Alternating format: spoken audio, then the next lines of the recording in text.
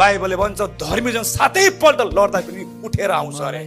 तपाईलाई शैतानले रोक्छ, अब त चर्च नजा, अस्तिको हप्ता पो फास्टिङ बसेका थिइस्, गइस् त यो हप्ता त बाजेको छिस्, तैँले त्यो मान्छेलाई झन्डै कुटिस्, अब तपाईँले गल्ती गर्नुभयो नि त, शैतान तपाईँलाई रोक्छ। अब तैँले त दशांश चाहिँ हालेको छैन, चर्च नजा। कहाँ त चर्च भएको? चर्च भनेको त राजको लागि भयो त,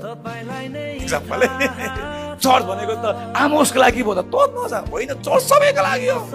तपाईँको गल्तीले तपाईँलाई चर्च आउनु रोक्नु हुँदैन, तपाईँको पापले तपाईँलाई चर्च आउनु रोक्नु हुँदैन। मान्छेलाई साबुन र धाराको पानीको खाँचो त्यही बेला हुन्छ जुन बेला जिउमा मैला ढासेको हुन्छ। जब तपाईँ पाप गर्नुहुन्छ नि तपाईँलाई झन् धेरै उहाँको रगत तपाईँ आउनुहुन्छ। हालेलुया, हालेलुया, हालेलुया। चर्च आउनु कुनै थोकले तपाईँलाई नरोकोस् है। गल्ती गर्दै हुनुहुन्छ होला, अझै कतिको पापसँग सङ्घर्ष भइराखेको होला, कतिवटा गोप्य पापहरू होला, छोड्नु सकेको छैन होला। पापसँग सङ्घर्ष गर्दै पनि चर्च चाहिँ आइराख्नुहोस्, एक न एक दिन परमेश्वरको आत्माले तपाईँलाई नि रिन्यू पार्दै छाड्नुहुन्छ क्या। हालेलुया। किनकि जुन कुराको उहाँले जिम्मा लिनुहुन्छ नि उहाँले पुरा गर्नुहुन्छ। अब्राहमको जिम्मा लिनु